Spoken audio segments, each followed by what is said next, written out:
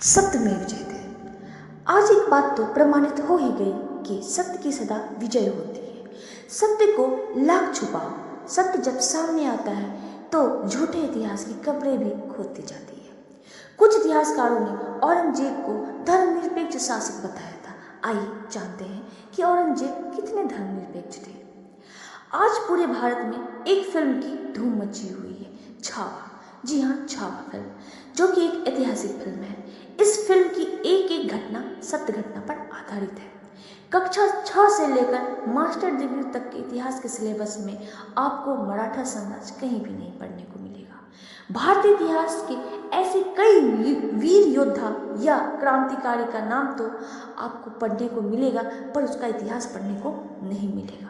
जैसे पृथ्वीराज चौहान, महाराणा प्रताप, शिवाजी, रानी दुर्गावती, रानी नायका देवी, पता नहीं कितने ऐसे क्रांतिकारी वीर योद्धाएं हैं जिनका इतिहास हमें पढ़ने को नहीं मिलता है। पता नहीं कौन ऐसे इतिहासकार थे जिन्होंने अपना कर्तव्य ईमानदारी से नहीं किया। इन्होंने इतिहास का मतलब ही बदल कर रख डाला।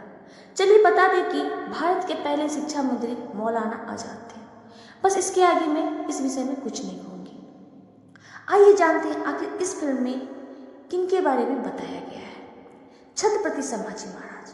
जी हाँ, छत्रपति संभाजी महाराज जो छत्रपति शिवाजी के महाराज के बड़े पुत्र थे, भारत के इतिहास के सबसे वीर योद्धाओं में से एक माने जाते हैं। उन्होंने मुगल साम्राज्य के खिलाफ संघर्ष किया और अपने अंतिम समय तक मराठा साम्राज्य की रक्षा की। संभाजी महाराज का संघर्ष और वीरता आगे देखेंगे। संभाजी महाराज का जन्म 14 मई 1657 को हुआ था। वे बचपन से ही एक बहादुर और कुशाग्र बुद्धि वाले व्यक्ति थे। शिवाजी महाराज की मृत्यु के बाद उन्होंने मराठा साम्राज्य की बागडोर संभाली और मुगलों के खिलाफ कई सफल संघर्ष किए। संभाजी महाराज ने औरंगजेब की विशाल सेना के सामने झुकने से इनकार कर दिया। उन्होंने मुगलों के 12 लाख वर्ग किलोमीटर के साम्राज्य को चुनौती दी और दक्षिण भारत में मराठा शक्ति को मजबूत किया। अब देखेंगे कैसे हुए वे मुगलों के बंदी।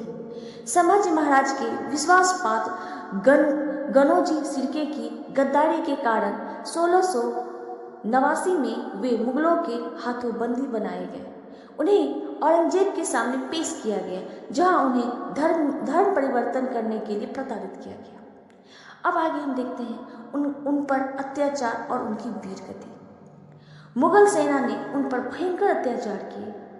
कहा जाता है कि उनके शरीर को लोहे के कांटों से नोचा गया, उनकी आंखें निकालने की कोशिश की गई और उनकी जीभ काट दिए गए।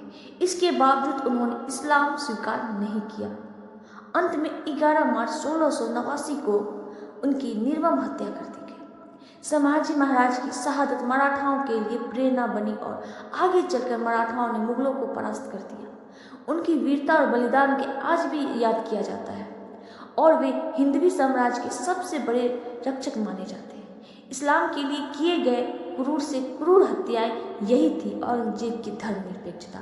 सत्यमेव जयते। अगर मेरे वीडियो आप लोगों को पसंद आए तो लाइक और सब्सक्राइब जरूर करें और कमेंट में हर हर महादेव जरूर लिखें।